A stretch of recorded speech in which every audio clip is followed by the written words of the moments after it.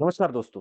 UPSC CSC 2026 notification जारी हो गया है और आप अगर ये सेशन देख रहे हैं या देखना चाहते हैं तो हम आपको बता दें, आपके बहुत सारे मन में डाउट्स होंगे और हम उसको एक-एक करके क्लियर करेंगे। जैसे कि आधार में फ़ोटो पुरानी है सर, पिताजी के सरनेम में पहले लिखा है, बाद में नाम लिखा है।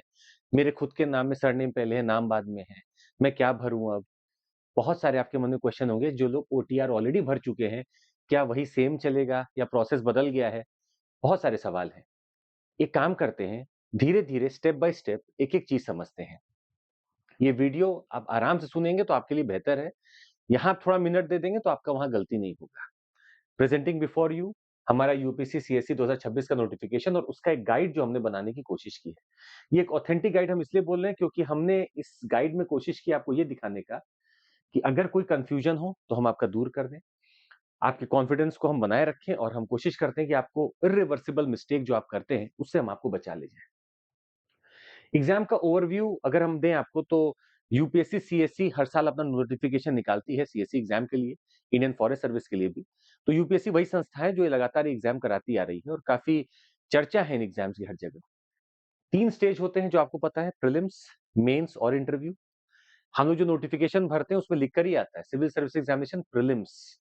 फिर जब आप मेंस क्वालिफाई कर लेंगे तो लिख कर आएगा मेंस। फिर पर्सनैलिटी टेस्ट का समन लेटर आता है। इसमें कितनी सर्विसेज कवर्ड है तो हम आपको दिखा दें। ये तमाम सर्विसेज कवर्ड है, IAS, IFS, IPS, audit and account services, civil account services. Railway पहले होता था, अब क्या हुआ, रेलवे मैनेजमेंट सर्विसेज में ट्रैफिक, पर्सनल अकाउंट, ये सबको एक ही कर दिया गया है इंडियन रेलवे मैनेजमेंट सर्विसेज के नाम पर। रेवेन्यू सर्विसेज है, पौंडीचेरी पुलिस सर्विसेज है। तो टोटल अगर आप देखेंगे तो 23 सर्विसेज है जिसके लिए आवेदन स्वीकार किया जाएगा। महत्वपूर्ण डेट्स आपके दिमाग में बैठा लीजिएगा। 4 फरवरी यानी आज के दिन ये नोटिफिकेशन आया है, तो 4 फरवरी मेरे लिए बहुत इंपॉर्टेंट हो जाता है। 24 फरवरी लास्ट डेट टू अप्लाई है। 24 मई 2026 को आपका प्रीलिम्स होगा और 21 अगस्त 2026 से अभी तक मेंस होने का पूरा वहां पे कैलेंडर बना हुआ है। अगर नहीं होता है तो अलग बात है। वैकेंसीज के बारे में बात करें, इस फॉर्म में हमें पता चला कि जो इस साल वैकेंसीज है वो है 933। इसके पिछले साल में 979 थी, इसके पिछले साल 2024 में 1009 और उसके पिछले साल 1043। मतलब अगर ग्राफ में देखूं ईयर वाइज तो ग्राफ वैकेंसी का गिर रहा है, जो नॉर्मली एक होता ही प्रेसिडेंट की चुनावी साल के बाद गिरता है और फिर चुनावी साल तक ये बढ़ता है। अब आप देखिएगा 28 और 29 में जो आएगा, 27, 28, 29 में वो बढ़ता हुआ ग्राफ आएगा, वापस से 1100 तक जाएगा। हम आपको ये भी बताना चाहेंगे कि जो लोग इस फॉर्म को भरे वो एलिजिबिलिटी जरूर चेक कर लें। जैसे कि पहले एलिजिबिलिटी आपका यही चेक हो जाता है नेशनैलिटी से ही। अगर आप आईएएस, आईपीएस और आईएफएस फॉरेन सर्विस के लिए भर रहे हैं तो ये जरूरी है कि आप सिटीजन ऑफ इंडिया ही हो। बाकी अन्य सेवाओं के लिए आप सिटीजन ऑफ इंडिया या फिर सब्जेक्ट ऑफ नेपाल, भूटान हो सकते हैं। तो याद रखिएगा, अगर आप इन तीनों सर्विसेज के लिए भरेंगे तो आपको ये होना अनिवार्य है। हम आपको ये भी बता दें कि आपको अपना एज को भी चेक करना पड़ेगा फॉर योर एलिजिबिलिटी। मतलब क्या है, जनरल कैटेगरी की हम बात कर रहे हैं तो मिनिमम एज जो आपकी होनी चाहिए वो है 21 ईयर्स और 32 ईयर्स मैक्सिमम है। अब कैसे निकालें इसको सुन लीजिएगा। आपको बस ये चेक करना है कि मेरा जन्म कब हुआ है। क्या मेरा जन्म क्या मेरा जन्म 2 अगस्त 1994 से पहले हुआ है? अगर हुआ है तो आप इसको ब्रीच कर चुके हैं, आप एलिजिबल नहीं हैं। आपको ये भी देखना है क्या मेरा जन्म 1 अगस्त 2005 के बाद हुआ है। अगर बाद हुआ है तो आप इसको क्राइटेरिया को मीट नहीं करते। तो इससे पहले वाले नहीं और इसके बाद वाले नहीं, ये दोनों अप्लाई नहीं कर सकते।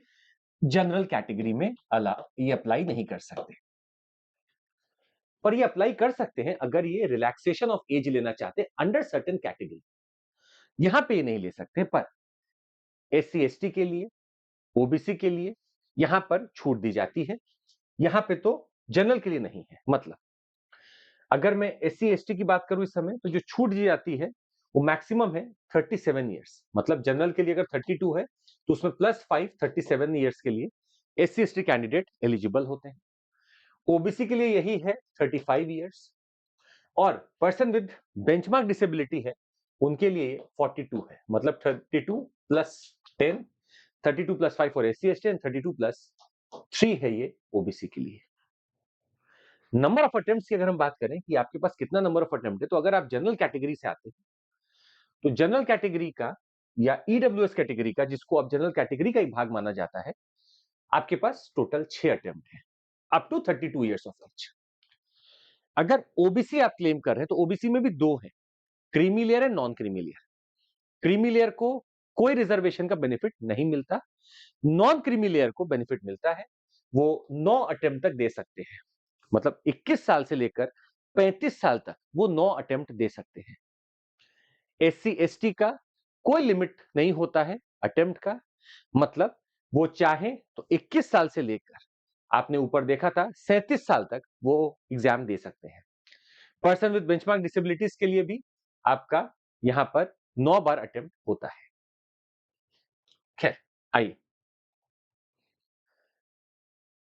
कैटेगरी एंड रिजर्वेशन की हम बात करें तो आप किसी भी कैटेगरी को यहां पर चुन सकते हैं। If you want some relaxation, SC ST category चुन सकते हैं, ओबीसी चुन सकते हैं, person with benchmark disability, depending upon कि आप कहां फिट हो रहे हैं उसके हिसाब से आप चुन सकते हैं। पर आपको यहां पर एक बात दिमाग में रखनी होगी कि I should have the document supporting that I belong to this category. अगर डॉक्यूमेंट्स नहीं है और आप वहां भर दे रहे हैं तो कैंडिडेचर कैंसिल हो जाएगा। whatever I am claiming to be, I should have the document and the document should be original without any mistake, without any forging. पूजा खेड़कर के एपिसोड ने बहुत कुछ सिखाया है, कोई फोर्जिंग नहीं करना है। अच्छा, एग्जाम सेंटर्स आपसे पहले ही भरा लिए जाते हैं, हम आपको प्रीलिम्स के बारे में बस अभी बता रहे हैं। प्रीलिम्स के अगर आप देखें तो तमाम सेंटर्स हैं हमारे, अगरतला, आगरा, अहमदाबाद, एजोल, ऐसे करते करते हमारे पास 83 प्रीलिम्स के सेंटर है। 83 सेंटर्स फॉर प्रीलिम्स एग्जामिनेशन बहुत तेजी से भर जाते हैं, तो आप अपने फॉर्म को सही समय से धीरे धीरे देखते हुए, त्रुटि बिना किए हुए भर दीजिएगा। कोई भी आपको दिक्कत हो, हम आपके साथ हैं, आप हमसे क्वेश्चन यही पूछ सकते हैं। अब आती सबसे बड़ी बात, एजुकेशन क्वालिफिकेशन क्या चाहिए। इस एग्जाम का ये रिक्वायरमेंट है कि आपको ग्रेजुएशन होना है, मिनिमम रिक्वायरमेंट है ग्रेजुएशन। रिकॉग्नाइज यूनिवर्सिटी से आपको एक ग्रेजुएट डिग्री आपको होनी चाहिए आपके पास। पर अब सवाल उठता है कि सर मैं तो अभी फाइनल ईयर में हूं, मेरे पास तो डिग्री नहीं है।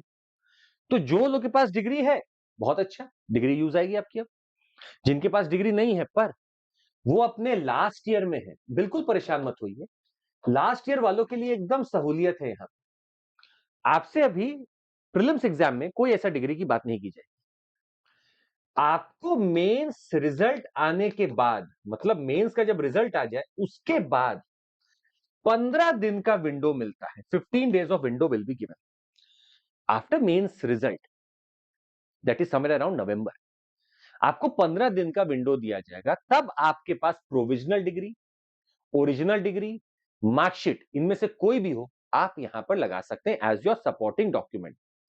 अगर तब भी नहीं है, your candidature will be cancelled. हम आपको बहुत स्पष्ट शब्दों में बोल रहे हैं ताकि आपके पास कोई क्वेश्चन की गुंजाइश बचे नहीं। आपको यहां पर कोई डिग्री की अभी आवश्यकता नहीं है प्रीलिम्स राउंड में, आपको ये पड़ेगी मेंस के रिजल्ट के बाद, दैट इज नवंबर, अक्टूबर नवंबर, तब आपको ये देना होगा। अभी आपको नहीं देना है, याद रखिएगा। तो वेरी क्लियर है। पर अगर तब भी नहीं है तो सर आपका कैंडिडेचर नहीं बचेगा, फिर कैंसिल वो कर ही देंगे।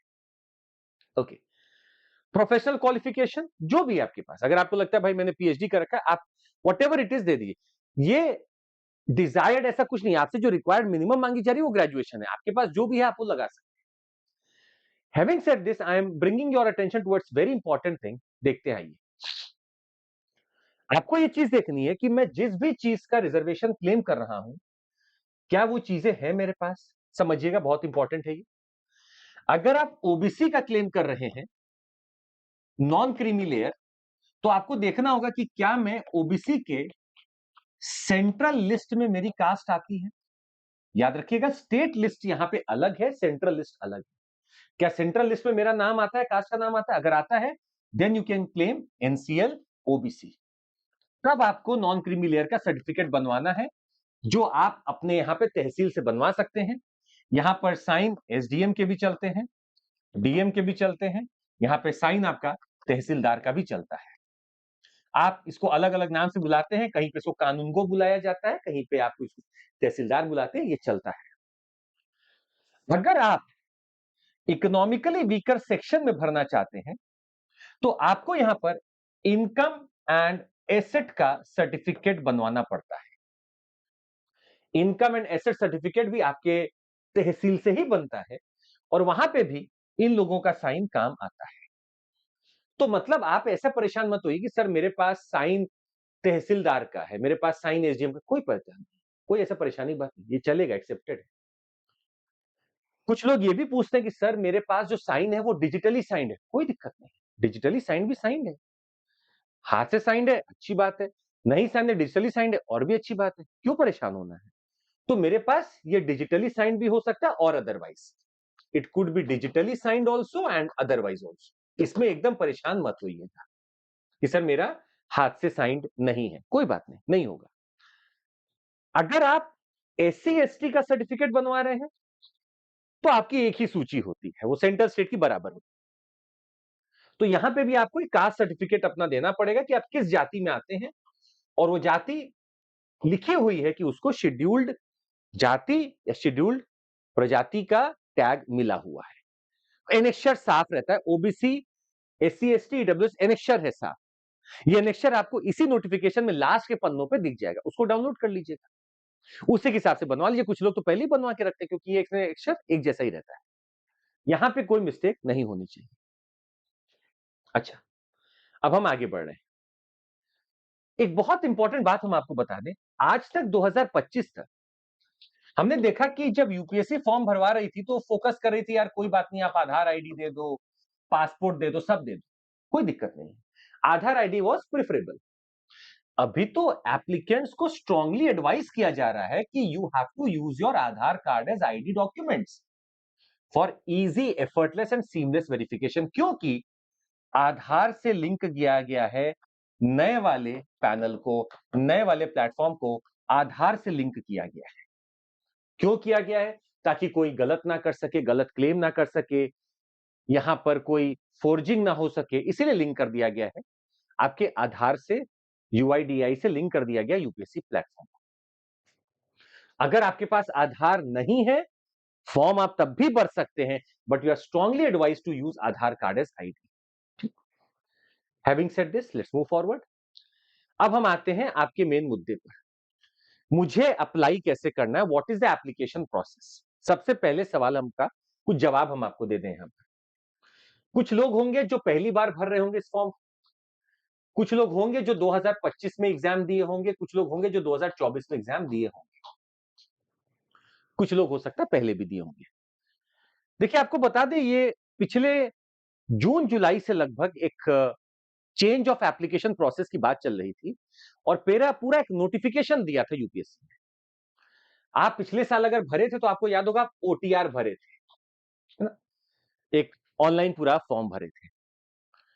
पर अब जिन्होंने ओटीआर भर रखा है वो भी, जो एकदम फ्रेश हैं वो भी, या जिन्होंने कोई भी कभी एप्लीकेशन भर रखा हो यूपीएससी में वो भी, सबके सब बहुत क्लियर रहिएगा, आपको अब एक नई आवेदन प्रक्रिया से ही भरना है इस पूरे यूपीएससी के प्रोसेस को। मतलब पिछले साल के कुछ अंतिम महीनों से लेकर अभी तक बहुत बदलाव देखने को मिला और इन्होंने चालू किया है यूनिवर्सल रजिस्ट्रेशन का एक फ्रेमवर्क दिया है। जब आप इस फ्रेमवर्क को भरेंगे तब आपको मिलेगा यूनिवर्सल रजिस्ट्रेशन नंबर। तो जिन्होंने ओटीआर भर रखा है वो भी, जिन्होंने ओटीआर के पहले भी एग्जाम दे रखा है वो भी, जो पहली बार देने वाले हैं वो भी, एप्लीकेशन फॉर्म भरने से पहले आपको एक यूनिवर्सल रजिस्ट्रेशन करना है। तो फर्क क्या है दोनों में, सुन लीजिए, हम यही फर्क आपको दिखाना चाह रहे हैं, एक एक चीज हम आपके लिए डिसाइफर कर रहे हैं। यूआरएन का मतलब है कि एक लाइफ टाइम रजिस्ट्रेशन है विद यूपीएससी। यूआरएन का मतलब है सारी डिटेल्स जो आपकी बेसिक हैं, सोशियो इकोनॉमिक से लेकर, इनकम से लेकर, कास्ट से लेकर, क्वालिफिकेशन से लेकर, सब इंफॉर्मेशन यूपीएससी के पास है। आप यहां पर मॉडिफिकेशन लिमिटेड तौर पर कर सकते हैं यूआरएन में, पर एक यूआरएन भर देने के बाद आपका बेसिक डिटेल यूपीएससी के पास है। अब आपको बार बार वो सेम डिटेल्स नहीं भरनी है, ये एक बार का प्रोसेस होगा। अब आता है यूपीएससी में application. Application for what? CSC, application for engineering service, application for CAPF. तो यूआरएन तो एक बेसिक था, आपने सब यूनिवर्सल भर रखा है। अब आपके मन में हुआ कि मुझे सीएससी देना है, अब आता है एप्लीकेशन। जैसे अभी एप्लीकेशन आया है, अब आपको एप्लीकेशन देना है। ये एग्जाम स्पेसिफिक होगा, फ्रेश सबमिशन आप करेंगे। अब ये डिटेल नहीं, ये सारी डिटेल यहां से उठ के यहां पर आ जाए। इस एग्जाम के लिए कुछ एक्स्ट्रा डिटेल चाहिए तो वो यहां से आपसे मांग लेंगे, पर बाकी बेसिक डिटेल्स यहां से उठकर अपने आप यहां आ जाए। कुछ नई डिटेल चाहिए वो आपसे यहां पर मांग। तो याद रखिएगा, ये हर बार आपको भरना पड़ेगा, ये बस एक बार भरना है। ये हर एग्जाम के लिए भरना होगा, ये बस एक बार भरना है। यहां से एक कॉमन नंबर आपको मिलेगा। यहां जितनी बार आवेदन करेगा, जिस जिस एग्जाम में आवेदन करेगा एस्पिरेंट, हर बार एक नया एप्लीकेशन नंबर यहां पर जनरेट होगा। ये दोनों अलग होंगे नंबर्स, याद रखिएगा। But this will be UPSC में आपका एक पूरा प्रोफाइल पड़ा हुआ है यूपीएससी वालों के सामने। आइए भरते हैं, फॉर्म को भरते हैं और देखते हैं कि आपको क्या समझ में आ रहा है।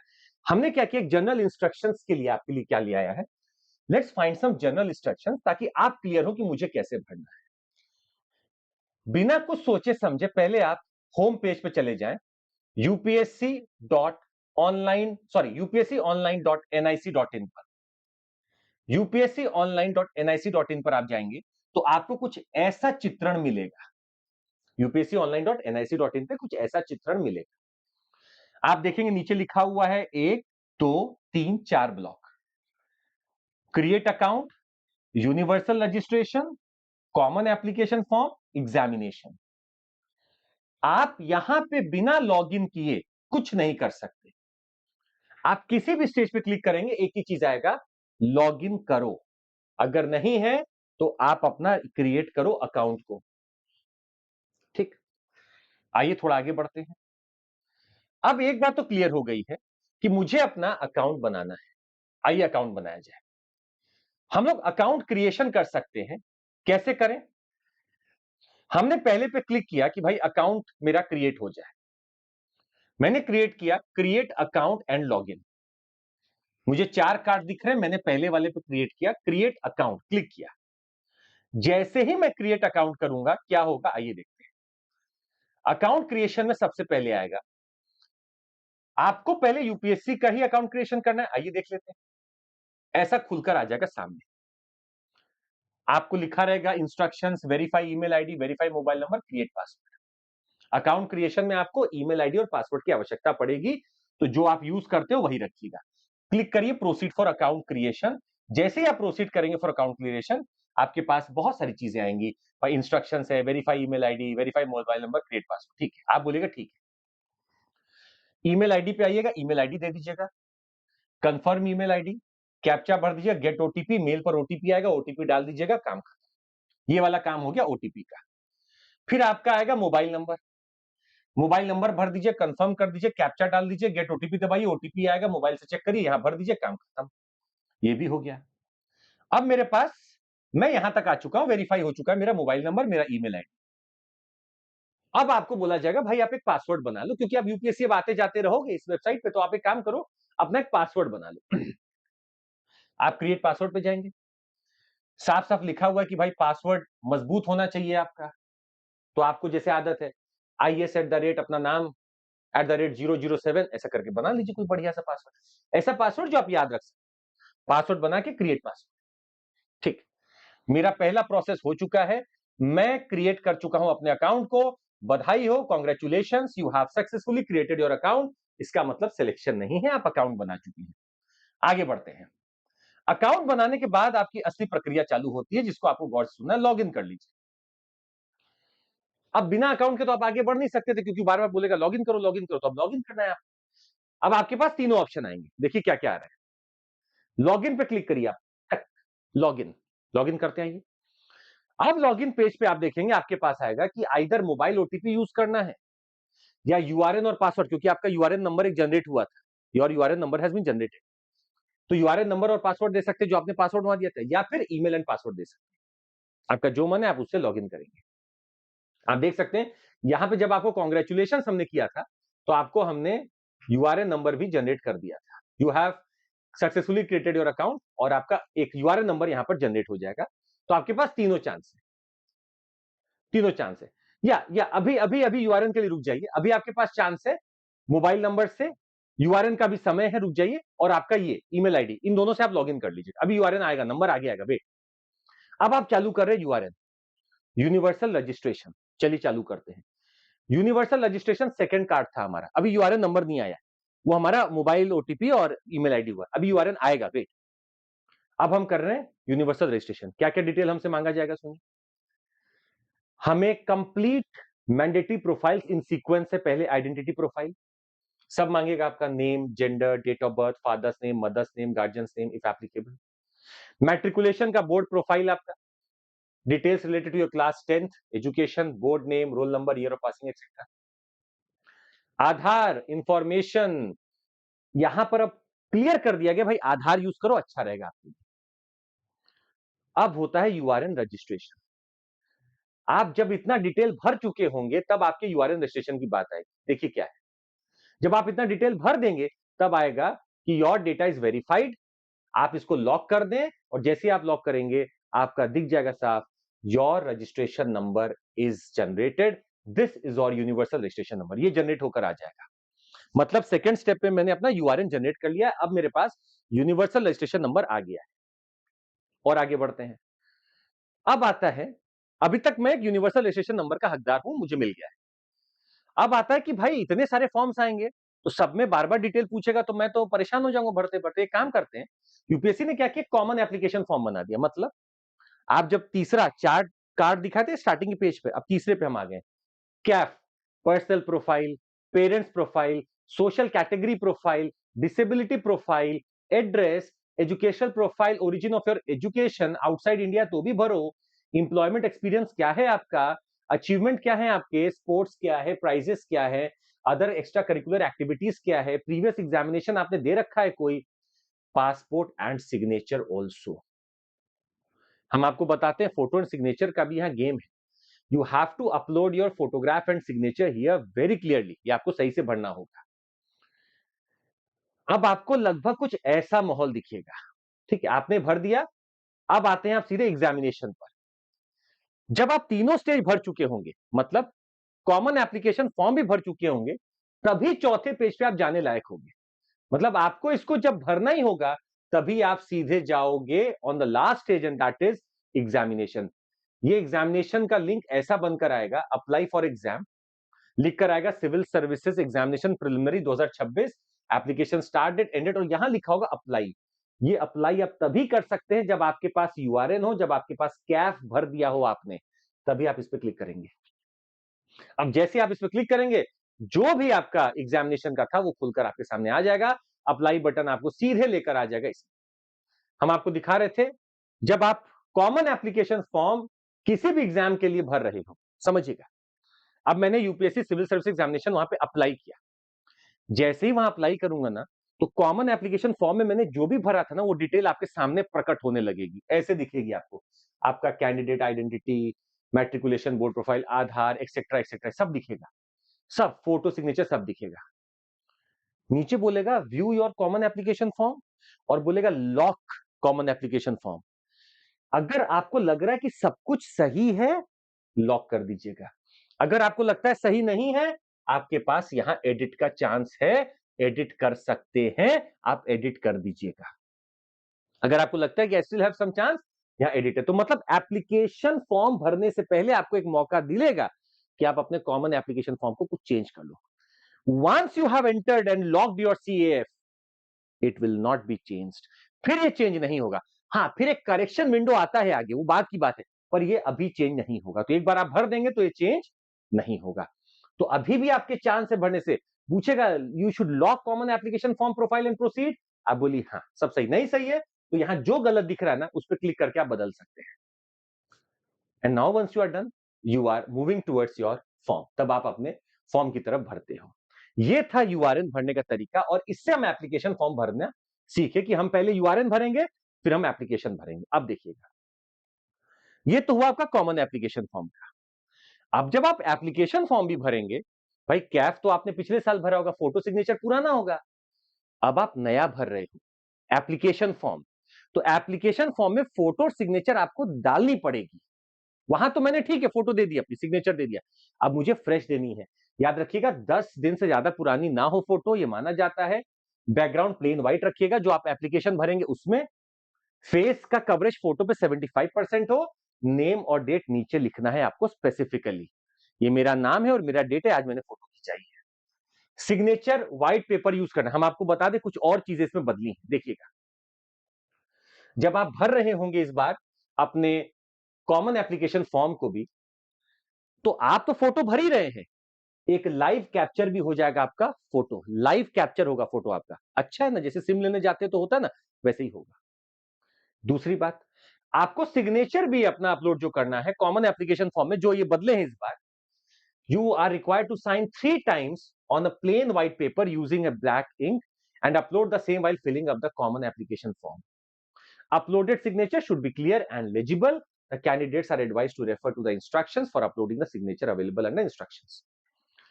जब आप कॉमन एप्लीकेशन फॉर्म भर रहे थे ना अप्लाई करने से पहले, वहां पे भी 2 चीज और डाल दी गई है।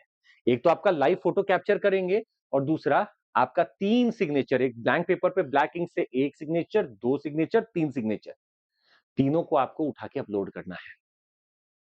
और ये दोनों जब आप कर लेंगे तब आपका एप्लीकेशन का प्रोसेस आगे बढ़ेगा। Then your application process will go forward. अच्छा, अगर आप बोलते कि सर मैं चश्मा लगाऊं कि नहीं लगाऊं, कोई दिक्कत नहीं सर, लगा लीजिए। आपको हर राउंड में लगा के रखना होगा, दिखाने के लिए मैं वही हूं। मैं दाढ़ी रखता हूं सर, कोई दिक्कत नहीं, रख लीजिए, आगे तक रखिएगा। सर मेरे बाल उस समय थे अब नहीं है, कोई बात नहीं, आप एक फ्रेश फोटो लेकर चले जाइएगा सेंटर पे कि सर मैं ऐसा ही हूं, मैं ऐसा ही लग रहा हूं अब। तो यूपीएससी ऐसा कंसिडरेट है, ऐसा भी परेशान नहीं करेगा कि यार तुम्हारे बाल कहाँ चले गए, बाल लगा के विग लगा के आओ, ऐसा नहीं बोले। इट अंडरस्टैंड कि भाई दिक्कत हो सकती है किसी को भी। एडमिट कार्ड कब आएगा, इस फॉर्म में लिखा है। एडमिट कार्ड बोला है साहब कि आपको last working day of the preceding week मिलेगा, of the week of examination. 24 मई को एग्जामिनेशन है ना, तो 24 से माइनस कर दीजिए 7, तो आपको मिल रहा है कि भाई हो सकता है मैं 17 तारीख के आसपास हूं, 17 को भी संडे है। 17 के ठीक पहले जो लास्ट वर्किंग डे था ना, हो सकता है 16 हो सकता है 15 हो, 14 हो, last working day of the preceding week आपको मिलेगा admit card, to avoid any such leak out जो हो जाती चीजें। ओके, एक online question paper representation portal भी है। जैसे ही आपका प्रीलिम्स का एग्जामिनेशन हो जाएगा, in a time frame of 5 days, मतलब 3rd day of the examination date to 6 PM of the 7th day. आज एग्जाम खत्म हुआ 24 मई को, 3rd डे से काउंट करिएगा, मतलब 24, 25, 26, 27, 27 मई से लेकर अगले 5 दिनों तक आपके पास एक विंडो खुला रहेगा। उस विंडो में आप जाकर इसी वेबसाइट पर upsconline.nic.in पर एक पोर्टल होगा, उसमें आप लिख सकते हैं कि सर 24 मई को पूछा हुआ क्वेश्चन गलत है, ये मेरा रिप्रेजेंटेशन है, ये मेरा प्रूफ है, आप दे सकते हैं। ये भी इन्होंने चालू कर दिया है। एक हेल्प डेस्क दिया है, जो लोग बहुत परेशान है कि सर मेरा एप्लीकेशन ये गलत हो गया, वो गलत हो गया, यूपीएससी SOAP@nic.in पे आप मेल कर सकते हैं, और यू कैन कॉल ऑन 011-240-4100 आप कॉल भी कर सकते हैं। हर कैंडिडेट का फेस ऑथेंटिकेशन सेंटर पे भी होगा, तो सिक्योर और स्मूथ एग्जामिनेशन के लिए आपको भी अपने उसी वेशभूषा में जाना है जो आप फोटो में डाल रखे, लगभग वैसा ही जाइएगा, फेस आपका वहां पर अब स्कैन होगा, ऑथेंटिकेट किया जाएगा एट द सेंटर। जब आप अपना एप्लीकेशन फॉर्म भरे होंगे तो आपसे फीस मांगी जाएगी। जनरल, ओबीसी और ईडब्ल्यूएस कैंडिडेट जो हैं, ये 100 रुपए देंगे। बाकी जो फीमेल, एससी, एसटी और पर्सन विद बेंचमार्क डिसेबिलिटी, उनके लिए एग्जेम्प्टेड होता है। ऑनलाइन पेमेंट मोड जो ये देते हैं उसी के माध्यम से आपको देना है। 200 रुपए आपको बाद में देना होता है मेंस के लिए, अभी बस हम 100 प्रीलिम्स के लिए दे रहे हैं। ठीक, आपको बता दें, commission shall provide a window of 10 days after the declaration of result of civil services preliminary examination. जब सिविल सर्विसेज प्रिलिमिनरी एग्जामिनेशन का रिजल्ट आ जाएगा ना, तो आपको 10 दिन का विंडो मिलेगा कि वापस से आप जाओ वेबसाइट पर, अपने पोर्टल पे जाओ, और अगर कोई त्रुटि है तो उसको ठीक कर दो, और कुछ नए डॉक्यूमेंट्स डालने हैं तो वो डाल दो। ये यहां पर पूछा जाएगा, क्योंकि यहां पर वो आपसे एडिशनल चीजें भी फिर भरवाते हैं। इसके बाद में वापस से जब मेंस एग्जामिनेशन का रिजल्ट आ जाएगा, तो भी 15 दिन का विंडो दिया जाएगा। अब आप जाके अपनी डिग्री डाल दो, कोई और चीज आपको डालनी हो तो वो डाल दो, ये भी मौका दिया जा रहा है। विंडो दे रहा है आपको यूपीएससी अच्छा खासा, यूज इट वाइजली। और फिर आप इसको डाल सकते हैं यहां पर अपना। अब यहां पर आपका डिग्री काम आएगा। याद रखिएगा, ये पूरा तरीका हमने आपको बताने की कोशिश की, how to fill the form. और मिस मत करिएगा, कोई भी आपको इंफॉर्मेशन ऐसी चाहिए आप नीचे कमेंट कर दीजिएगा, आई विल आंसर यू। तो बहुत आराम से सोच समझ के भरिएगा। मोबाइल्स बैंड रहेंगे, याद रखिएगा, कोई भी ऐसा चीज नहीं लेके जाएगा। ब्लैक बॉल पॉइंट पेन लेकर जाना है, एडमिट कार्ड लेकर जरूर जाना पड़ेगा आपको, will have to be ready. और ये सारा चीज बाद में आपके पास आएगा मेंस के लिए। Now let's discuss one more thing. आपके जो कुछ क्वेश्चंस रहते हैं उसको एक बार डिस्कस कर लेते हैं, ठीक है। मतलब आप एप्लीकेशन फॉर्म भरें, इसके पहले आपको कॉमन एप्लीकेशन फॉर्म भरना है, उसके पहले यूआरएन भरना है, उसके पहले आपको अपने आप को लॉगिन मोड में लाना होगा, एक अकाउंट बनाना होगा। ये प्रोसेस रहेगा। जब आप कॉमन एप्लीकेशन फॉर्म पे जाओगे ना, वहीं पे आपसे फोटोग्राफ प्लस 3 सिग्नेचर मांग लेगा, यही मांग लेगा आपसे। और यहां पे आप जो भरोगे वही उठकर चला जाएगा एप्लीकेशन में, वही उठकर चला जाएगा। जो लोग पहले से ही भर रखे हैं कि सर मेरा कॉमन एप्लीकेशन फॉर्म पहले ही भरा हुआ है, कोई दिक्कत नहीं। आप जाइए सीधे एप्लीकेशन भरिए, जैसा जैसा प्रोसेस बोला वैसा वैसा करते जाइए, कोई दिक्कत नहीं है। ये डिले हुआ है फॉर्म, इसीलिए हुआ है कि कुछ ना कुछ चीजें यहां पे हो रही थी। Getting the point everyone? चलेगा? चलेगा, डन। कोई भी क्वेश्चन हो पूछ लीजिएगा हमसे। कुछ चीजें हम आपको अपनी तरफ से ऐड करना चाहते हैं, अगर आप 2 मिनट अपना दे दें। I would like to add few things here. हम लोग का there are lot of things that we do, बहुत कुछ हम लोग कर रहे हैं अभी। For example, for you we have generated lot of things. हम आपके लिए और एक दो चीज लेकर आ रहे हैं, आराम सुनिएगा। We have this guideline and we have a helpline for you. आप हमें रीच आउट कर सकते हैं। You can reach out to us if you need any help. हम लोग आपका सब हेल्प करेंगे फॉर्म फिलिंग में। यहाँ पे आप कमेंट करिए, हम आपको जवाब भी देंगे। और हमारे बैचेस फॉर फ्यूचर ईयर्स अगर आपको जानना है, भाई 19999 का हमारा बैच है, बहुत अफोर्डेबल बैच मिल रहा है। मतलब 19999 में आपको पूरा 12 महीने का कोर्स मिल रहा है। Plus our batches are starting very soon. हमारे पास एक क्रैश कोर्स भी है फॉर यू, ले सकते हैं। हमारे पास में एक रिवीजन टेस्ट सीरीज भी है, हमारे पास ये भी है। Lot of things we already have. भर के देखिए, लेकर देखिए, आपको फायदा होगा। And anything you need, any help from our side, will be there for you. Bye, take care, जय हिंद। और उम्मीद है आपको क्लियर हो गया होगा। जरूर कमेंट करके बताइएगा कैसा लगा, जहां डाउट हो वो बताइएगा। जय हिंद, thank you so much for joining. Bye, take care, जय हिंद।